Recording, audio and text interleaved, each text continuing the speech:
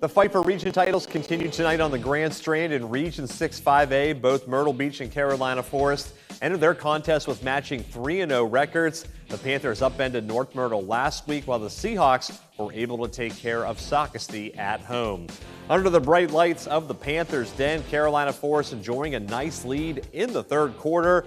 Myrtle Beach looking to rally down 37-14. Tanner Gaddy throws to his right, connects with J.J. Brown for the first down here. But a couple of plays later, Gaddy's going to roll out to his left. And here comes George Hanley, buries him for the sack there. Yeah, that ends the drive. Panthers then go back to work. Jaron Fox, a former Blitz player of the week and all Blitz team member, making people miss left and right, breaking tackle after arm tackle, about 20 on the play.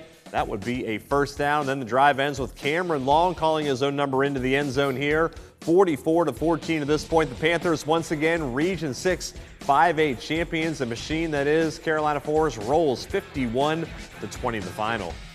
Well, just up the road, St. James and North Myrtle Beach, each with one region victory, the two battling tonight, with the winner firmly putting themselves in the Class 5A playoffs in 2 weeks. Picking this one up just before halftime with the Chiefs leading the Sharks 10-7. St. James in the red zone looking to take the lead before the break. Alex Sant fires in the end zone, but it's broken up by senior defensive back Nyre Hanna to bring up a third down. On the next play, Sant rolls out to his right and connects with senior Josh Harnish, who makes some moves and picks up the first down, setting up a first and goal from the 5-yard line. And just a few plays later, it'd be running back Hayes Cochran, who punches it in to give the Sharks the lead just before the halftime break. And how about St. James, winless last year, picking up their 4th win of this season as they defeat North Myrtle Beach 20-17. We'll have the chance to get back to 500 on the year next week on the road against Socastee.